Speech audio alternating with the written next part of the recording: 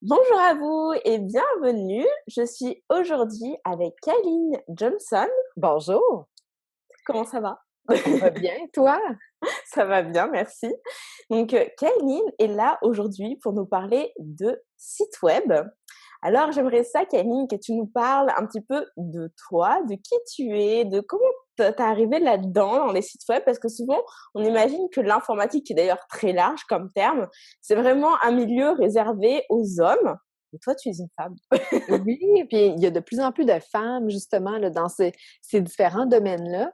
Puis écoute, c'est drôle parce que je discutais justement de ça hier. Je suis allée rencontrer des collègues pigistes. Tout le monde trouve ça drôle quand je dis que c'est des collègues parce qu'on ne travaille pas physiquement ensemble, mais Ouais. on travaille ensemble virtuellement. Donc ça compte quand même. Donc, je suis allée rencontrer des collègues pigistes dans le cadre du Web à Québec, donc la conférence qu'il y a en ce moment.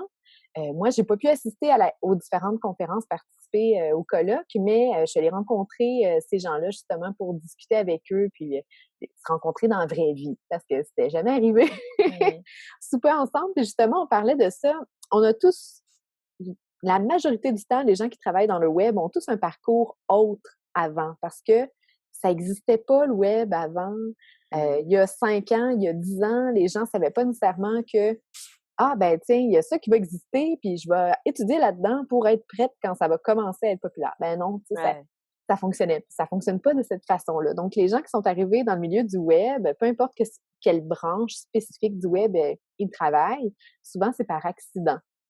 C'est par un concours de circonstances qui a fait en sorte que, ah ben gars, là, je me suis ramassée ici. Ça fait que je trouvais ça drôle. On a justement parlé de nos parcours. Puis, dans mon cas, en fait, moi, au départ, je suis enseignante au primaire. Ah oui, effectivement, il Oui, y a ça un fait que sacré gouffre entre les 2. Qu'est-ce qui s'est passé? ben, en fait, ben, je pense que je suis une personne qui est très curieuse de nature, puis j'aime apprendre, j'aime essayer de nouvelles choses. Puis, j'ai toujours eu un penchant pour tout ce qui est design graphique parce que j'ai une formation de designer à la base.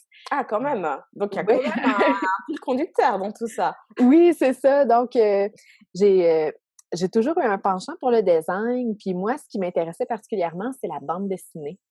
OK. Et je faisais pas bon que style comic book américain. J'étais vraiment du style BD d'auto-fiction, d'auteurs. Il y a beaucoup d'auteurs montréalais en bande dessinée que j'apprécie beaucoup puis qui m'ont inspirée à avoir un blog BD sur Internet. OK. Et c'est un peu fou parce qu'on considère que juste d'écrire un billet de blog puis de le faire de façon régulière, là, c'est vraiment exigeant. Mais en plus, si tu le fais en bande Ah dessinée, ouais, c'est c'est encore comme plus de boulot, hein. quadruple le travail. C'est que j'étais quoi l'idée? Mais c'était ma passion, puis j'aimais vraiment ça. Puis j'ai débuté à enseigner, j'aimais ça, mais je me rendais compte que ça me nourrissait pas autant que ce que je faisais par rapport à mon travail en BD. Tu sais, souvent les gens, quand je leur dis ça, ils me disent ouais, tu sais, on sait, les enfants, c'est difficile ces temps-ci. Puis je suis comme non, les enfants, c'était la belle partie, là, c'était la partie le fun. Ce qui était vraiment difficile, c'était toute l'administration scolaire, le système, justement, le fait qu'on est censé avoir tous un but commun qui est l'apprentissage des enfants, qui se développent, puis qui apprennent, puis qui s'épanouissent, puis que ça aille bien. Puis on devrait tous travailler ensemble comme une équipe pour atteindre ce but commun. Là. On n'est pas en compétition pour un bonus, là, on s'entend. Mais mes collègues de travail souvent avaient des visions différentes. Puis souvent, je me frappais à des portes fermées quand j'avais besoin d'un coup de main parce que, écoute, je débutais dans le métier, j'avais pas un gros bagage d'expérience comme il y en a qui ont 15-20 ans d'accumuler en enseignement. Mmh. Fait que tout ça, ça m'a vraiment désillusionnée par rapport au système scolaire en tant que tel. Tu sais, les enfants, c'était vraiment la belle partie. Fait que là, tout ça, j'avais comme des déceptions, on va dire, qui se sont accumulées par rapport à ce travail-là, à la profession d'enseignement. Puis, ma sœur était en design graphique, puis j'adorais ce qu'elle faisait. J'avais un intérêt poussé pour la BD. Mais je me suis dit, ben, si j'ai envie de faire un changement de carrière, ben, c'est le temps. Là. J'ai pas de maison, j'ai pas d'enfant, j'ai pas Mmh. aucune obligation. Donc, je suis allée faire un DEP en infographie qui m'a mené tout de suite à décrocher un premier emploi dans le sein d'une agence de design. Et finalement, l'agence, ça faisait beaucoup plus de web que de design graphique. Ça OK. fait que c'est comme ça que j'ai appris plus en détail les rouages du web parce qu'on s'entend que j'avais déjà un blog, j'avais comme une petite expérience de base avec WordPress. Là. Je savais c'était quoi des widgets, j'étais capable de changer de thème, c'est à peu près ça. Là. Fait que, mais ça m'a appris à vraiment apprendre tous les rouages du web, puis les pratiques, puis bon, le référencement. Tu sais, il y a quelques années, on n'en parlait même pas. Les gens ne savaient pas c'était quoi. Avoir un site web responsive ou adaptatif, ben, adaptable aux différentes plateformes ou écrans, c'était même pas une préoccupation. Non, mais c'est clair, ça a tellement évolué. Je pense que si tu as ouvert un blog BD il y a longtemps, là, t'es comme moi, c'était genre il y a 10 ans, moi j'ai mon premier blog, enfin, on se souciait absolument pas du nombre de vues, enfin les statistiques, tout ça, c'était genre le référencement, enfin je veux dire, l'idée de mettre des mots-clés dans ses titres, dans son texte, ça ne nous effleurait même pas l'esprit. Personne n'en Non, parlait de ça en c'est fait. ça. Ben, c'était vraiment, tu sais, puis Google Analytics, que c'est ça, tu sais, ça Ah fait que bah ouais, c'est clair. on j'étais vraiment pas dans ce monde-là, fait que ça allait évoluer vraiment beaucoup les préoccupations des gens aussi par rapport à ça. Puis éventuellement, ben, quand j'ai décidé de devenir travailleur autonome, donc de travailler à mon compte, c'est le web, moi, dans lequel je me sentais le plus à l'aise. J'adore faire du design aussi, évidemment, j'en ai fait beaucoup, mais moi, c'est vraiment le web là, que j'étais dans mes pantoufles puis que j'avais le goût de pousser, d'avancer puis d'offrir aux gens. Fait Mm. que, en gros, c'est pas mal ça, mon parcours, là, passé d'une prof au primaire. Puis j'avais même essayé là, de faire comme je voulais faire un diplôme d'études supérieures spécialisé en adaptation scolaire parce que je me rendais compte que la relation d'aide un à un, j'aimais mieux ça peut-être que la Ah ouais. relation de groupe aussi. Fait qu'en tout cas, tout ça, ça s'est transposé puis ça m'a suivi aussi là, dans ce que je fais, étant donné que je fais aussi du coaching de la formation individuelle, puis que Mm. j'ai pour objectif de mettre sur pied des formations en ligne qui vont être disponibles pour aider les gens là, justement dans leur projet de site web. Fait que, Et finalement, alors c'est quand, enfin, déjà, tu as travaillé combien de temps vraiment dans le milieu scolaire et à partir de, non, ça fait combien de temps que tu as fait ce shift? Voilà, c'est ça, entre site oui, web et, tu vois, scolaire ben, et dans le fond, j'ai été enseignante à peu près 2 ans, donc de 2009 à 2011 environ. Puis OK. ben, un DEP, c'est vraiment très court, là, c'est 1 an et demi. J'ai été engagée avant la fin de mon DEP. Ça fait que j'ai travaillé un total, je pense, 5 ans en agence. Ah ouais. Puis là, je me mélange dans mes dates. Dans le fond, à partir de 2012, même un Ouais. petit peu avant 2012, j'ai commencé. Fait que, puis là, ça va faire 2 ans que je suis à mon compte. Ah, donc ça fait vraiment plus longtemps que tu travailles là-dedans que tu as travaillé vraiment dans le milieu de la petite enfance, quoi. Oui, oui, oui, c'est ça. Ça fait que. Mais j'ai fait un bac de 4 ans. Moi, je trouve que ça compte avec les stages puis toutes les affaires. Là, c'est tellement long. Ouais, c'est vrai. Mais c'est fou de voir les parcours de vie. Je trouve que, tu vois, finalement, tu as fait des études et tout ça. Et puis, vraiment, très vite, tu t'es rendu compte que c'était pas tout à fait ça que tu voulais. Et puis, tu as complètement changé d'orientation, quoi. C'est assez Oui. incroyable. Ben, Mais en bon, c'est pareil pour enseignement, moi, hein, mais je trouve ça fou, la ben vie. oui, c'est ça. Ben, la majorité des gens, je sais pas si c'est comme notre époque ou notre tranche d'âge, qu'on est comme coincé un petit peu entre, ben, je dirais pas l'ancienne génération, mais on est comme entre deux générations. Tu sais, les jeunes de nos jours, je pense que tu sais, c'est beaucoup plus approuvé de dire, ben, essaye des choses, expérimente, trouve ce que t'aimes. Tandis que, tu sais, moi, c'était plus, ben là, choisis de quoi, là, puis fais-le jusqu'au bout. Ah, OK, parfait. Fait que, tu Ouais, sais, des fois, ouais. je me disais, j'avais des doutes, mais je disais, non, non, il faut que je finisse mon bac, il faut que, tu sais. Fait que je sais pas, puis Ouais, la je pense que tu as majorité raison. de mes amis ont tous fait des retours aux études ou des changements de carrière. Je connais personne qui travaille dans ce pourquoi il a étudié au départ. Mais je sais pas si c'est une question de génération ou le fait que justement, il y a beaucoup d'opportunités qui ont explosé en même temps qu'on a eu Peut-être, le ouais. goût de les voir. Ça fait que. Mm. Super intéressant. Alors, du coup, bah, parle-nous donc des sites web, puisque c'est ça ton Oui. truc, le web. Comment est-ce qu'on fait pour planifier son projet de site web? Parce que souvent, enfin, excuse-moi, je prononce pas la question, mais je prolonge le contexte. C'est que, donc, c'est ça. En entrepreneur, on se dit, OK, il faut que je sois sur Internet, il faut que je sois visible. Donc, il me faut un site. Et puis, on fonce un petit peu tête baissée. D'abord, généralement, ce qu'on fait, c'est on tape créer son site pro Oui. sur Google. Et puis là, on commence à lire 15 000 articles et notamment la plupart qui disent donc si vous voulez un site pro, WordPress, c'est ce qu'il vous faut. C'est Et puis après, bah là, on achète un template. Je parle d'expérience. Hein. On achète un template, puis après, on se dit ah mais comment on fait ci, comment on fait ça.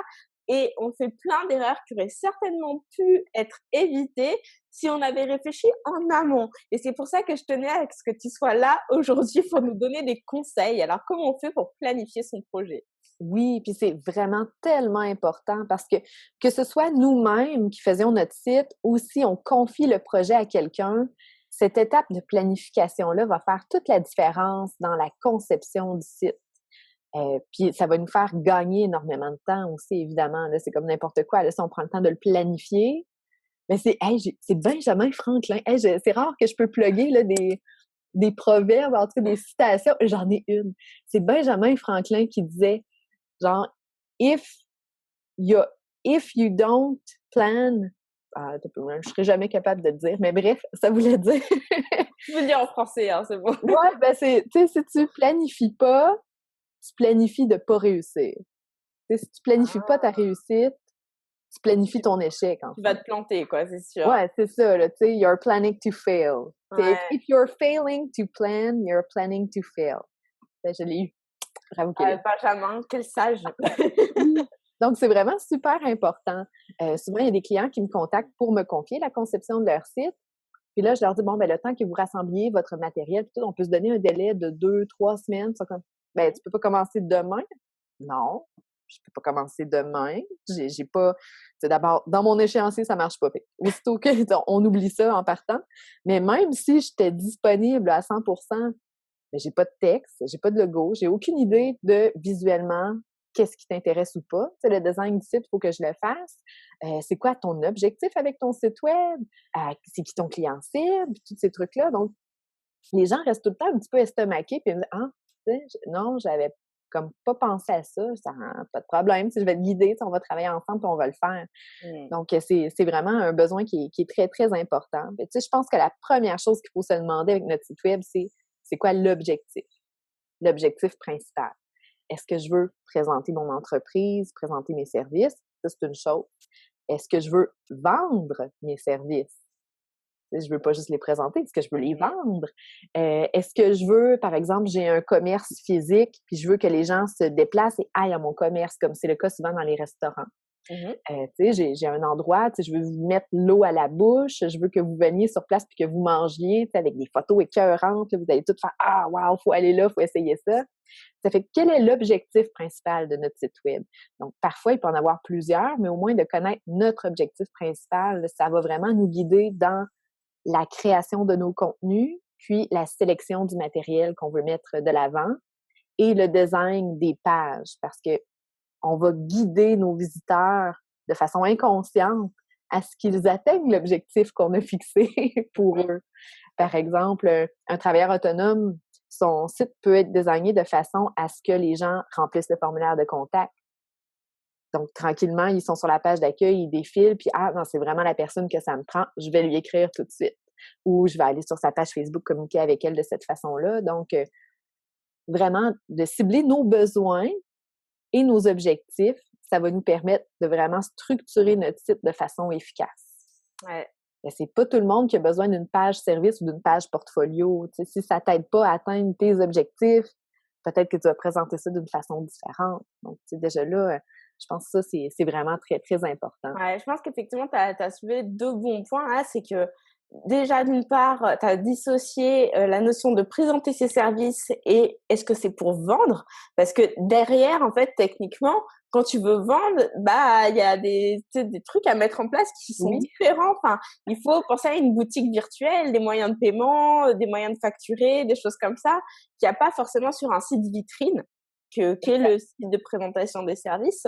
Et pour moi, vraiment, le cœur vraiment du truc à réfléchir à fond, c'est la notion de parcours.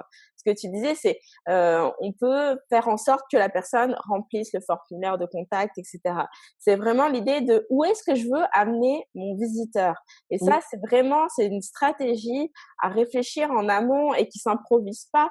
Et c'est d'autant plus important que on peut facilement passer à côté de gens qui pourraient être intéressés ou qui sont prêts même à acheter, à booker les services, parce que bah on n'a pas mis en place les moyens techniques de le faire sur son site web, quoi. Et faut se dire que, enfin, quel que soit le métier qu'on fait, de toute façon, il y a plein d'autres gens qui le font. Donc, si cette personne qui cherche, par exemple, un designer web, bah elle se dit tiens, c'est joli ce qu'elle fait. mais elle trouve pas moyen de te contacter. Elle va pas se casser la tête, aller te chercher dans les pages jaunes ou je sais pas quoi. Non, Elle va juste c'est aller ça. voir quelqu'un d'autre qui le fait, c'est tout, quoi. Et toi, tu as raté ta vente. Tu as raté ton client. C'est ça, tout à fait. Donc, tu sais, c'est toutes des choses à prendre en compte. Puis, un site web, à la base, c'est un gros investissement, que ce soit monétaire quand on le confie ou un gros investissement de temps quand on le fait soi-même. Donc, on veut que ce soit rentable, un Mmh. site web. Bien sûr. Donc, de se fixer notre objectif et de bien cerner nos besoins à court, moyen et long terme également. Nos objectifs, on peut en cibler des nouveaux au fur et à mesure que notre entreprise va évoluer, notre site web doit évoluer pour Mmh. suivre ça. Ça va aller ensemble là, pour répondre aux nouveaux besoins. Mais de savoir que, bon, tout de suite, je suis pas prête à avoir des e-books puis à en vendre, mais c'est quelque chose que j'aimerais. Donc, quand je vais préparer, planifier mes contenus, ben, je vais préparer les gens de façon à leur dire, par exemple, ben, tu sais, bientôt, il y a du contenu vraiment intéressant, donc inscrivez-vous à l'infolette. Ou moi, quand je vais magasiner mon thème pour mon site ou mon template, ben, je vais m'assurer qu'il soit compatible avec une boutique en ligne, que je puisse arriver pour l'installer Ouais. ensuite et que j'aurai pas de pépins techniques parce que ah, j'avais pas pensé à ça. Puis là, j'essaie d'installer une boutique en ligne, puis ça marche pas. Il faut que j'installe un nouveau template, puis je recommence. Exactement. C'est les erreurs dont je parlais tout à l'heure. C'est ça. Ça fait que, tu sais, c'est vraiment super important de déterminer à court, moyen, long terme aussi nos objectifs. Et quitte à ce qu'ils changent en cours de route, mais si on a déjà une idée au départ, comme quelqu'un peut dire, ben moi, c'est clair que mon site, il faut qu'il soit bilingue à un moment donné. Je commence en français, mais j'ai beaucoup de clientèle qui est anglophone, donc ça va me prendre un site qui est anglais et français. Mmh. Fait que ça aussi, c'est une considération à avoir, une considération très technique à avoir au départ. Puis est-ce qu'on va vendre les mêmes services aux deux? Est-ce que les deux sites, ben le site, est-ce qu'il va être juste traduit ou est-ce qu'il va avoir des contenus supplémentaires pour une langue ou l'autre? Fait qu'il y a tout ça aussi à prendre en considération. Tout à fait. Juste au niveau de la réflexion stratégique qu'il y a derrière un site web, là, il y a vraiment si on veut être satisfait puis avoir des résultats, il faut vraiment que ça soit bien établi au départ.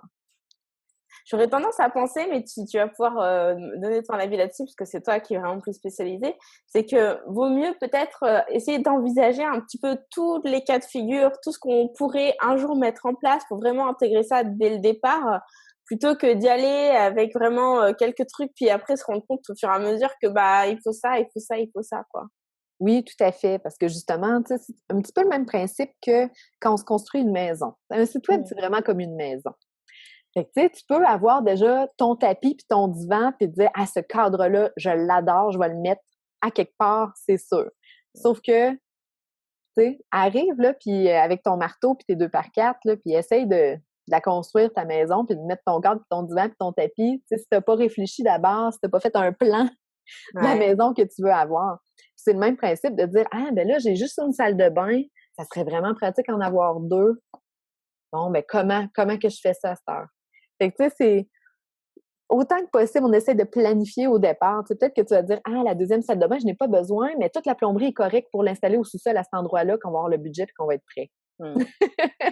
Fait que, tu sais, il y a vraiment des parallèles à faire entre les deux, là. Ouais, complètement, ouais. Je trouve ça assez parlant. Oui, On voit bien du coup le truc là. oui, c'est ça. Fait que c'est vraiment le même principe. Tout comme quand on se magasine une maison ou qu'on se la construit, on fait une autoconstruction, ben on a différentes options qui s'offrent à nous. T'sais, on peut le faire complètement de A à Z, même les plans. On peut confier des plans à un architecte, par exemple, puis nous le mettre en place. Ou, par exemple, on peut dire, bon, ben moi, je vais acheter une maison préfabriquée. Tu sais, je vais magasiner les modèles, puis je vais en acheter une qui va être comme ça aussi. Puis un coup dans ta maison, ben tu peux choisir qu'est-ce que tu délègues.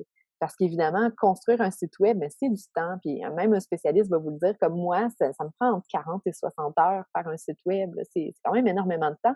Puis je Ouais. connais ça. Fait que quelqu'un qui connaît pas ça puis qui va à tâtons par essai-erreur, Waouh, ça ça peut être prend beaucoup de temps, vraiment hein. c'est ça, ça peut être vraiment long avant d'arriver à un résultat final satisfaisant. Tu sais, on a tous un site web, alors je le laisse de même en attendant. OK, c'est correct. Mais si tu veux vraiment être content, satisfait puis avoir les résultats que tu veux, ben, tu sais, idéalement, tu essaies de le faire dans un laps de temps qui est possible. Et Donc, comment ça marche justement avec tes clients? Est-ce que en fait ils repèrent des templates et puis ils disent ah je voudrais ça, ou est-ce que c'est toi qui fais des propositions? Enfin comment ça fonctionne? Ben, moi, d'abord, en me basant sur les besoins du client, ses objectifs, je vais être en mesure de déterminer les contraintes techniques dont on va avoir besoin. Puis moi, je travaille pas mal toujours à partir des mêmes thèmes qui s'adaptent bien puis dans lesquels je suis à l'aise, mais je vais toujours y intégrer un design personnalisé.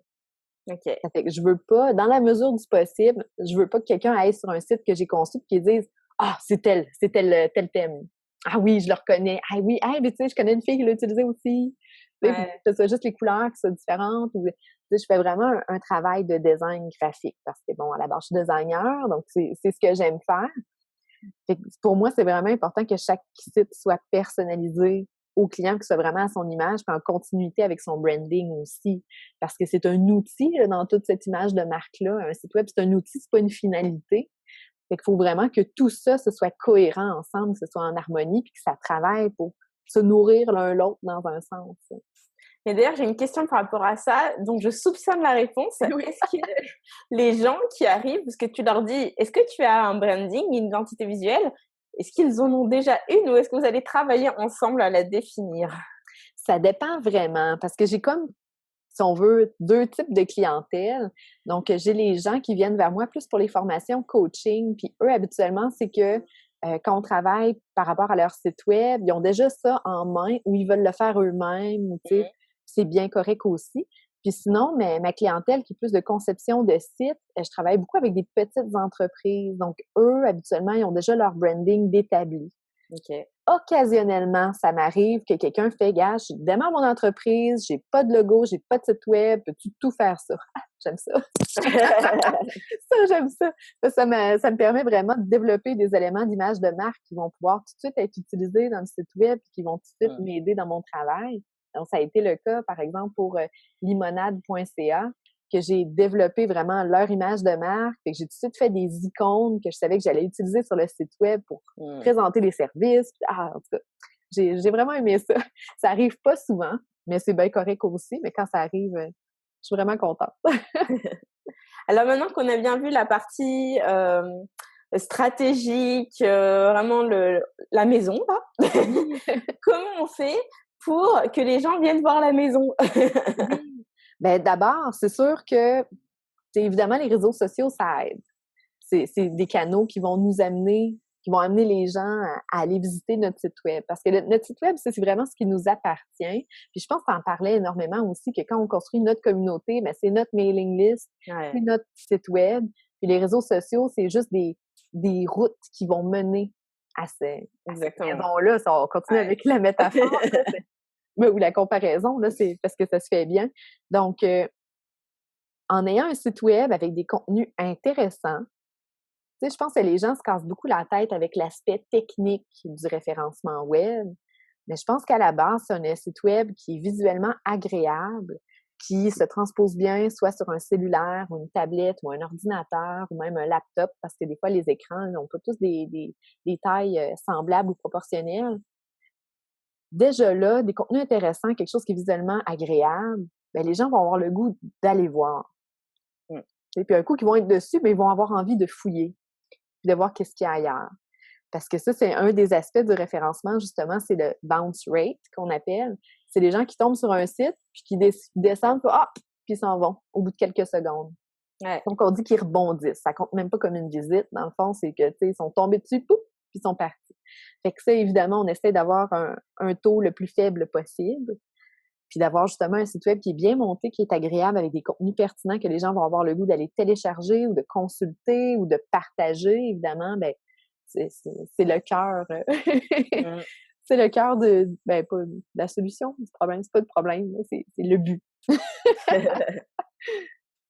Parce qu'effectivement, surtout, je trouve les personnes qui débutent sur le web, mais vraiment, genre, qui sont au démarrage de construire leur présence en ligne. Moi, de ce que je vois, c'est qu'effectivement, le premier truc qui les arrête, sur lequel ça mobilise toute leur attention, c'est effectivement l'aspect technique de construire son site. Puis le deuxième, c'est le référencement. Comme si, effectivement, connaître des techniques SEO, c'était genre vraiment le truc à maîtriser pour que ça y est, son site décolle, quoi. Et moi, j'ai l'impression, mais là, c'est vraiment mon point de vue personnel, qu'on se fait toute une affaire de cette histoire de référencement et que dans les faits, produis du contenu régulièrement et ça va se faire tout seul, quoi, en réalité. C'est sûr qu'il y a peut-être des petites astuces du type nommer ses images, essayer de mettre des mots-clés Oui, dans ses titres d'articles. Mais au-delà de ça, il n'y a pas grand-chose de plus compliqué que juste écrire et produire du contenu, quoi. exact, mais du contenu de qualité que les gens vont consulter parce que Google sait combien de temps les gens ont passé sur notre site ou combien de temps ils ont passé sur une page. Puis quand les gens vont faire des recherches en lien avec les mots-clés ou le sujet de notre article, par exemple, ben Google va se dire, ben regarde, le monde sont allés là, puis ils ont tous passé à peu près 10 minutes sur cette page-là, ben ça doit être pertinent. Mmh. Fait qu'il va le présenter. Là. Donc, vraiment, d'avoir du contenu de qualité, je pense que c'est la base là, pour avoir un bon référencement web. Ah, ça fait plaisir d'entendre ça. Parce Oui, que vraiment, quand tu fais des recherches sur le référencement, là, surtout au démarrage, enfin, tu dis 15 000 et un trucs où tu te dis, déjà, tu te dis, oh mon Dieu, je sais pas par quoi commencer. Et puis finalement, le contenu en tant que tel, enfin, ce que tu produis, c'est quasiment secondaire, tu as l'impression. Alors qu'en fait, c'est ça la priorité. ben oui, c'est vraiment ça, tout à fait. Puis, tu sais, les gens vont se casser la tête des fois à essayer de cibler un ou plusieurs mots-clés pour un article, puis je sais pas dans quelle mesure oui, c'est pertinent dans le sens que si ça te permet d'être cohérent dans ton texte. Si tu Ouais. écris ton texte en fonction d'un mot-clé que tu t'es ciblé, c'est sûr que tu vas être cohérent dans ta rédaction, puis que ça va se refléter au niveau de tes lecteurs, puis au niveau des robots de Google qui vont aller lire qui vont analyser ton contenu. Mais au-delà de ça, c'est pas Google qui va dire ah ça c'est le mot-clé, puis OK, la personne a fait une recherche avec ce mot-clé-là, OK, je vais lui présenter l'article. Ça marche tellement pas de cette façon-là. Puis juste pour donner un exemple, quand on fait le référencement, moi je suis vraiment dans l'aspect technique du référencement parce que j'optimise les sites de mes clients. D'ailleurs, je me permets de dire que je veux faire une formation là-dessus parce que l'aspect technique, tu sais, les rédactions, révisions, ça, je sens que les gens, à produire un contenu de qualité, les gens, ça va bien, c'est quelque chose qui va de soi. Il y en a qui ont envie d'aller un petit peu plus profondément Mmh. au niveau de l'aspect technique du SEO. Puis, un de ces aspects-là, c'est de faire le lien avec la Google Search Console, notre site web, de dire à Google, voici mon site web, il m'appartient à moi, Mmh. puis j'aimerais ça que tu l'analyses. Donc, ça, OK. c'est ce que ça fait, en gros. Puis, les sites web qu'on soumet à Google pour analyse, on les soumet, il y en a que ça fait plus d'un an, puis là, ils viennent me dire, bravo, on l'a analysé. Et ça fait un an que je l'ai soumis. Waouh, ça C'est me quelqu'un qui hyper. ne c'est ça, puis quelqu'un qui ne le soumet pas, puis dans le fond, il ne saura jamais s'il a été analysé ou pas, mais ça se peut que ce soit encore plus long. Fait que de commencer à vouloir plaire à Google pour avoir un bon référencement, je suis pas certaine que ce soit la stratégie la plus efficace parce que c'est vraiment une stratégie à long terme. Mmh. Parce que de vouloir plaire à ses lecteurs, je pense que ça a beaucoup plus de valeur, de qualité, puis ça va nous permettre vraiment d'avoir des meilleurs résultats par rapport aux visites et aux partages sur notre site web. C'est sûr. Alors du coup, le fait d'envoyer donc de soumettre ton site à Google Search Console, ça fait que quoi? Il analyse ton site de façon plus approfondie et du coup après si ça lui plaît, il te fait mieux ressortir dans les résultats de recherche sur Google, c'est Mais je quoi? pense que c'est même pas aussi poussé que ça. C'est juste pour dire à Google: «Allô, j'ai fait un site web, peux-tu venir voir?» Ah OK, c'est comme une espèce de déclaration, quoi. C'est ça, plutôt que de dire: «Ben, un moment donné, mon site web il est sur internet, puis un jour, il y a un robot qui va passer dedans puis l'analyser, puis» Oui, mais c'est ce que j'allais dire, mais de toute façon, est-ce que c'est pas automatique? Au bout d'un certain temps, il finit forcément par passer chez toi, ben quoi, je veux oui, dire? c'est sûr Non? que oui. Oui, Ouais. oui, c'est sûr. Sauf que, tu sais, si tu produis expressément la demande, ben, je sais pas si ça te fait passer avant d'autres sites ou quoi que ce soit. Mais tu sais, moi, ça me fait rire des fois parce que quand je conçois un site, les gens sont comme: «Hey, là, je veux que personne tombe là-dessus tant que c'est pas prêt, là». Ouais. Là, je suis comme: «Il y Ouais, a bah, là, tellement pour le coup, ça aucune pratique pas. chance que personne tombe là-dessus, inquiète-toi même pas». C'est clair. À moins d'avoir l'adresse, non, c'est sûr que ça arrive. C'est ça. Et donc, est-ce que tu as d'autres conseils comme ça, techniques pour aider à améliorer son référencement finalement? Oui, ben, tu sais, je pense que vraiment avoir des contenus intéressants, bien classés dans des catégories claires pour nos lecteurs. Tu sais, Mmh. puis pas avoir 1 million de catégories et de sous-catégories. Là, je pense que si c'est comme ça sur notre site, là, c'est quelque part, on est allé trop ciblé dans la classification de nos contenus. Il faut y aller plus général. Ouais. Tu vas amener les gens à tomber peut-être sur un article qu'au départ, ils ne pensaient pas qu'ils cherchaient, mais que finalement, le contenu les intéresse aussi. Fait que, tu sais, quelques catégories seulement, je pense de 4 à 6, pour pas que ce soit trop lourd pour nos lecteurs, puis les gens qui arrivent et qui cherchent un contenu, qui ne sachent pas dans quel coin chercher, c'est ça. Puis ensuite, d'y aller en sous-catégorie si c'est vraiment nécessaire. Par exemple, on peut avoir un blog de nutritionniste qui va offrir des recettes. Ben là, oui, je comprends que ça peut être pertinent d'avoir viande, légumes, accompagnement, souper, repas, puis après ça, d'avoir, par exemple, des sous-catégories qui vont être végé ou qui vont être, bon, qui vont présenter, qui vont avoir certaines caractéristiques en particulier. Mais sinon, tu sais, c'est un blog plus lifestyle ou plus d'entreprise, ben, tu sais, je pense pas que c'est nécessaire d'avoir 12 catégories, là. Essaye de cibler, ça se peut que t'en aies 2, en fait. Tu sais, stratégie d'entreprise, stratégie réseaux sociaux, puis ensuite que tu segmentes ça. Et tu sais, je pense que c'est vraiment la principale chose. Puis sinon, au point de vue technique, ben, c'est sûr qu'il y a toutes sortes de petites choses qu'on peut faire, comme mettre des images dans chacun de nos articles pour au moins qu'il y ait une image à participer, c'est-à-dire à partager si on est sur Facebook, par exemple, qu'il y ait une image attachée ou sur Google, de mettre un texte alternatif à ces images-là. Parce que le texte alternatif, ça sert à 2 choses. Mais ça sert à Google, parce que Google, il voit pas l'image, il n'a aucune idée c'est quoi. Lui, il voit le code derrière. Et ça sert aux gens qui sont malvoyants, qui vont sur notre site. Donc, c'est comme de l'adaptabilité, si on veut. Ouais. Pour ça, c'est vraiment pertinent. Puis sinon, d'utiliser tout ce qu'on a par rapport à nos articles ou nos textes dans nos sites, de ne pas mettre du caractère gras au lieu de mettre un titre. Si c'est un titre ou un sous-titre, utilise la balise de sous-titre. Ça a beaucoup plus de valeur pour les moteurs de recherche.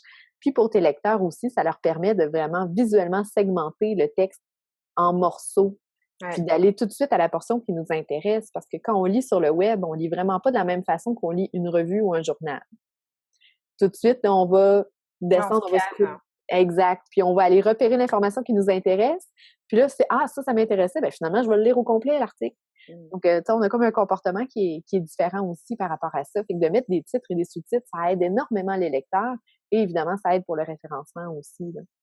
Donc, il y a plein de petites choses comme ça, des petits trucs qu'on peut mettre en place.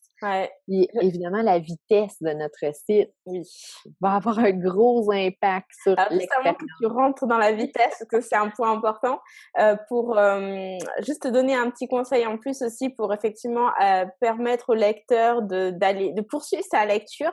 Si on a un blog et qu'on a des articles de blog, à l'intérieur de ces articles, faites référence à d'autres articles pour que les gens ils aillent voir. C'est facile de mettre un lien dans le corps du texte, puis à la fin du texte, aussi de suggérer, à la fin de l'article, suggérer d'autres articles qui pourraient les intéresser ou pour aller plus loin. Oui, c'est une manière de rallonger le temps de visite sur le site.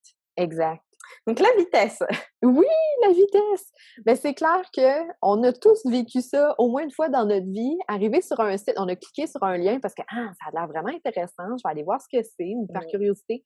Puis là, ça charge, ça charge, ça charge. Puis là, tu dis, je vais lui donner une chance. On met le cellulaire de côté, par exemple. Là, on continue, on fait d'autres choses, puis on regarde. Ça n'a pas chargé. Non, c'est beau, j'abandonne. Ouais, c'est clair. Fait que, il ne faut pas que ce soit trop long, évidemment. La vitesse de notre site a un impact sur l'expérience utilisateur. Donc, ça a un impact sur notre référencement. Donc, si les gens vont sur notre site puis qu'ils consultent rien, puis qu'ils s'en vont, ben Google le sait. Ils vont être moins bien référencés, nécessairement. Les gens vont moins avoir tendance à partager nos articles, vont avoir moins tendance à revenir sur notre site parce qu'ils vont dire là, à chaque fois qu'elle partage de quoi, j'ai le goût d'aller lire, mais je suis jamais capable. Ça fait que c'est pas plus avancé dans ce temps-là. Fait que, ça aussi, c'est un aspect auquel il faut faire attention. Puis, dans les sites WordPress, comme toi, tu travailles beaucoup avec Squarespace, je sais pas exactement, je connais moins l'architecture en arrière puis les aspects techniques, mais dans WordPress, une des choses auxquelles il faut faire attention, c'est de ne pas avoir trop de plugins. Pas avoir trop d'extensions parce que ça alourdit énormément la vitesse. Puis c'est vite arrivé, hein? Oui, c'est ça. Puis, tu sais, on se dit, ça me prendra un plugin pour faire telle affaire, un pour faire telle affaire. Exactement, Il faut faire un ménage là-dedans à un moment donné. Là. Et puis même, moi, je me rappelle quand j'étais sur WordPress, des fois, j'installais des trucs pour tester. Puis finalement, je m'en servais pas forcément, mais j'oubliais de le désinstaller. Donc, ça continue, en fait, à marcher, quoi. Exact, il faut le désinstaller puis même le supprimer parce qu'il continue à utiliser de l'espace sur notre serveur. Tu sais, même s'il n'est pas activé, mais il est quand même là, il est présent puis ça peut quand même venir alourdir. Donc ça, évidemment, là, c'est vraiment quelque chose auquel il faut faire attention. Puis la taille des images. Ça, c'est quelque chose. Moi, je sais, je suis designer graphique. Quand tu designes pour le web aussi, il y a des normes que tu dois respecter, mais le commun des mortels ne connaît pas ces normes-là. Puis c'est normal d'un sens. C'est pas votre travail de faire un site web. Mais une image pour le web, on essaie qu'elle soit entre 100 et 200 K. C'est minuscule, là. Ah ouais, non, mais c'est clair parce que, enfin, bon, je le sais pour le coup, mais quand on télécharge des images, ne serait-ce que juste télécharger une image libre de droit pour effectivement faire son propre visuel pour un article ou quoi, souvent, les images, elles font minimum 2 mégas. Ah oui, c'est Vraiment. gigantesque. Et même les photos que tu prends avec ton iPhone ou ton cellulaire Android, là, c'est de Bien sûr. qualité extraordinaire, là. Mais c'est beaucoup trop pour le web. Ouais. Donc, l'écran de l'ordinateur ou de l'appareil mobile est pas assez haute pour rendre toute la qualité de l'image, de un. C'est vraiment fait pour l'imprimer puis que ça sorte bien. Au niveau de l'impression, il faut vraiment avoir une bonne qualité. Puis, les connexions Internet des gens, on dit, bah oui, mais tout le monde a full pin Internet haute vitesse. C'est pas vrai. Et sur cellulaire, on a vraiment un réseau qui est beaucoup plus lent que l'Internet de maison. Mhm. Et si on regarde les statistiques de visite de sites, en général, les gens vont beaucoup plus utiliser leur cellulaire. Bah oui. Ils vont être dans les transports en commun, ils vont prendre une marche, ils vont Ouais. être en visite chez les beaux-parents, puis ça leur tente pas de parler. Fait que là, ils vont, ils vont fouiller sur leur cellulaire. Et souvent, c'est la première porte d'entrée pour notre site web. Fait que, si on se dit, OK, ben, les gens ont tout Internet haute vitesse à la maison, peut-être, mais quand même, là, c'est important de prendre ça en considération. Donc, la taille des images, ça a vraiment un gros impact là-dessus. Fait que d'essayer de réduire la taille. Fait que 1 meg, c'est vraiment trop lourd. En fait, c'est à peu près 1000 fois trop lourd. Quand même, hein? C'est ça. Fait qu'on essaie d'y aller entre 100 et 200 K. Parce que bon, si tu as juste une image sur ta page puis qu'elle pèse 1 meg, c'est pas dramatique. Mais si tu as un portfolio ou une galerie d'images puis que chacune de tes images pèse environ 2 meg, mais écoute, t'en as 20. Imagine le temps là, que ça te prend charger cette page-là. Ça fait que ça peut être assez décourageant pour tes visiteurs. Donc, juste de Même petits en termes de stockage, j'imagine, Ben enfin, au oui. bout d'un moment, t'es saturé, quoi. Ben, Surtout ça dépend. ton hébergeur. C'est ça dépend vraiment de l'hébergeur. Parce qu'il y en a, bon, ils ont stockage illimité. Fait que go, tu peux en downloader, tu peux en mettre des affaires sur ton site web. Mais c'est vraiment par rapport vraiment aux visiteurs qui vont sur le site. C'est un peu la même raison pour laquelle les vidéos qu'on met sur notre site, ben, on les héberge sur YouTube ou Vimeo avant. Puis on fait un lien.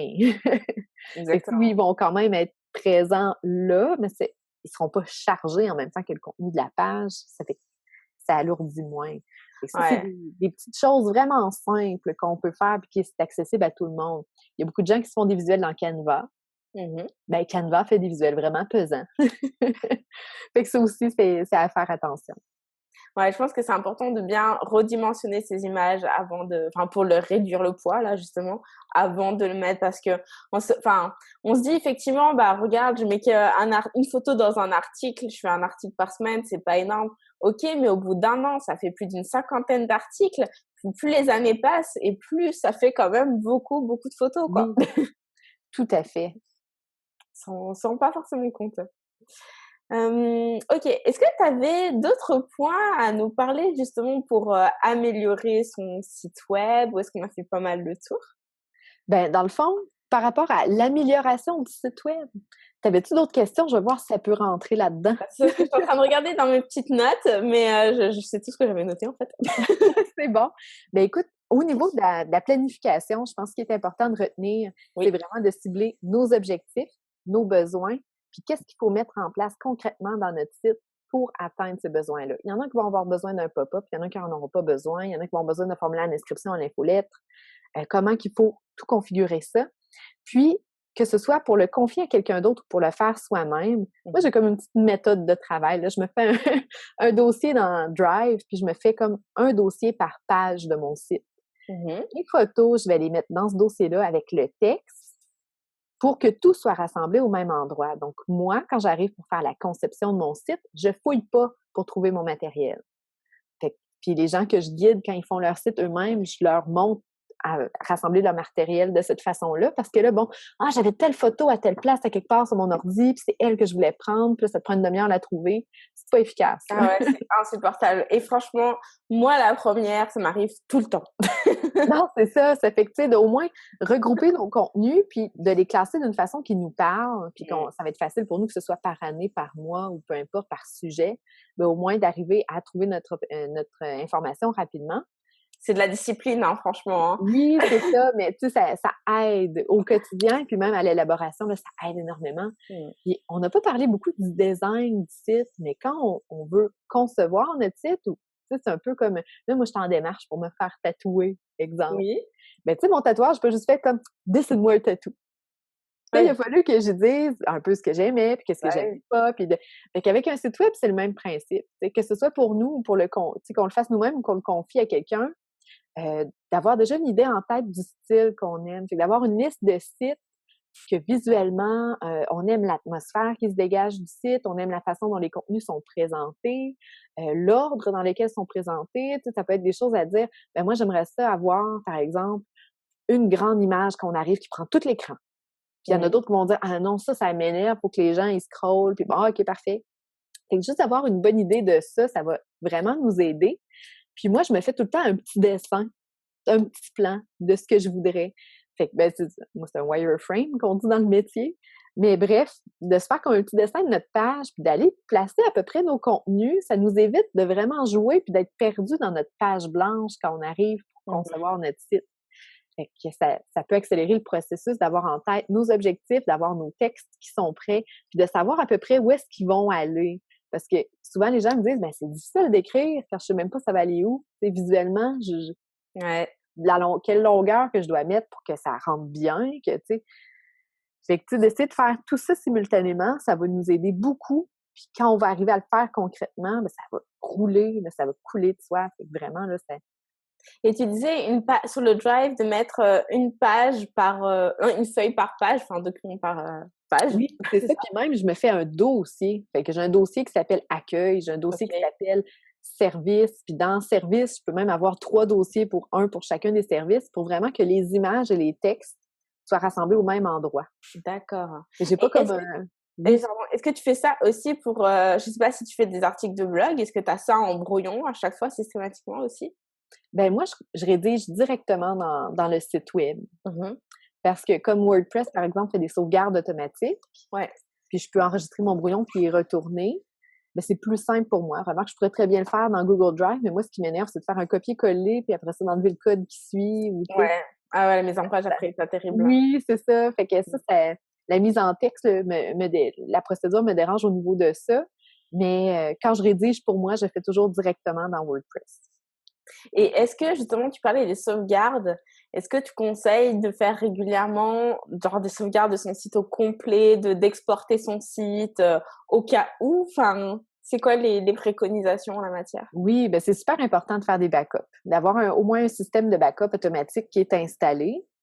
Puis, si on n'en a pas un, ben au moins d'en faire manuellement avant les grandes mises à jour. Fait que ça, c'est vraiment important. Dans WordPress, quand il y a une mise à jour de disponible, là, c'est écrit en gros, en rouge, tu peux pas le manquer, là, c'est vraiment écrit partout. C'est écrit « Faites une sauvegarde de la base de données ». Là, tout le monde me dit « c'est quoi? Puis comment qu'on fait? Comment qu'on fait ça? » Fait qu'il y a différents systèmes qui peuvent être mis en place, tout dépendant de l'hébergeur. Il y a des hébergeurs qui vont faire des sauvegardes à intervalles réguliers de leur serveur au complet. Fait que quand on est vraiment mal pris, on peut leur écrire puis leur dire j'ai brisé mon site web, peux-tu rétablir la dernière sauvegarde, s'il vous plaît? Il y en a qui vont te demander des sous pour le faire, mais il y en a qui vont le faire gratuitement. Donc, ça dépend vraiment de ton hébergeur. Ça, c'est vraiment comme l'option de dernier recours, si on veut. Sinon, bien évidemment, il y a des plugins qu'on peut installer pour pouvoir faire ces sauvegardes-là.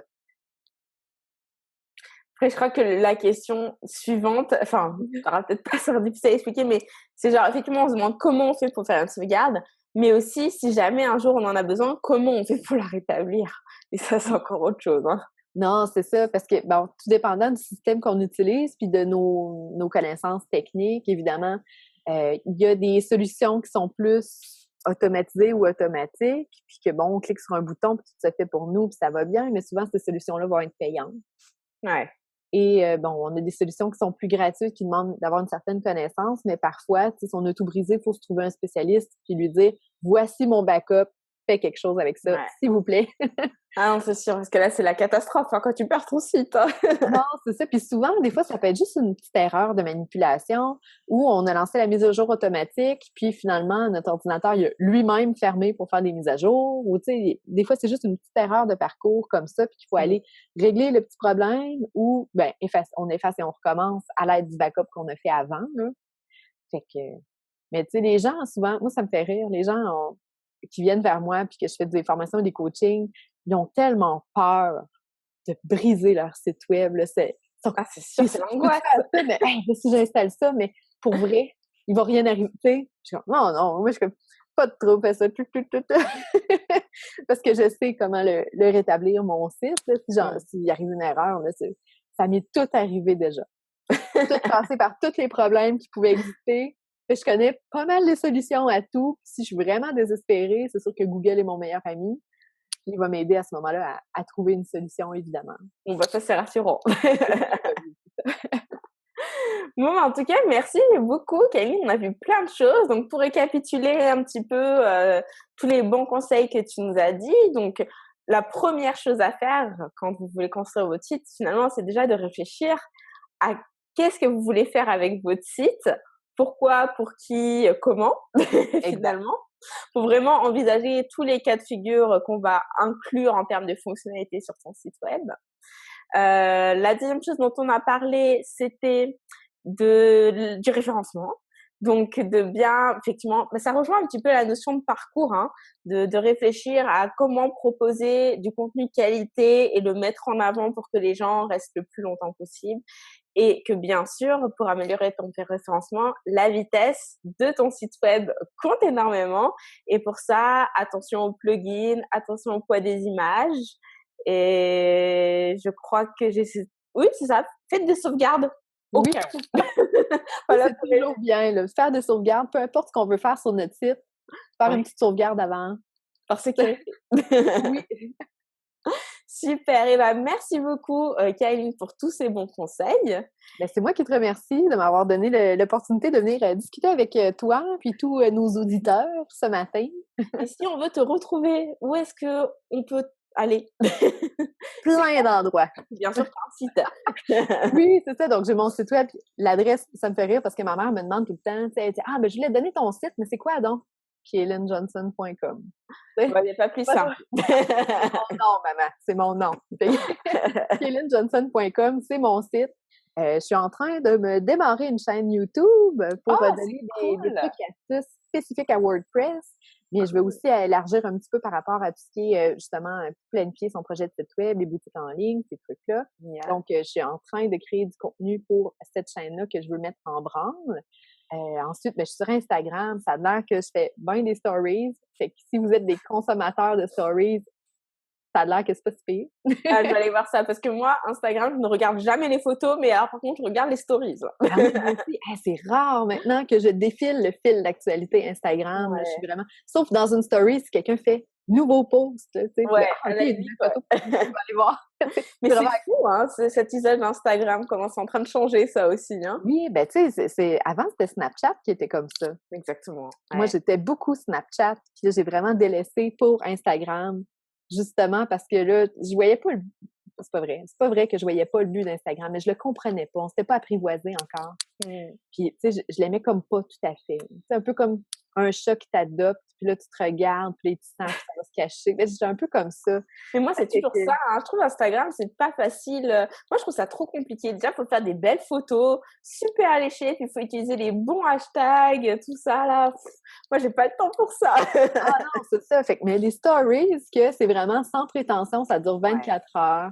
Fait que, tu sais, ça, je m'amuse avec ça, j'ai du plaisir. Fait que ça vous tente de venir vous amuser avec moi puis de rire de mes niaiseries. Dans le fond, c'est sur Instagram. J'ai ma page Facebook professionnelle, évidemment. Puis là, j'ai une infolettre. Je trouve ça vraiment drôle à dire parce que ça fait vraiment longtemps que j'ai une infolettre. Ça fait au-dessus d'un an. J'en ai publié une. Ah oui, tu peux le faire.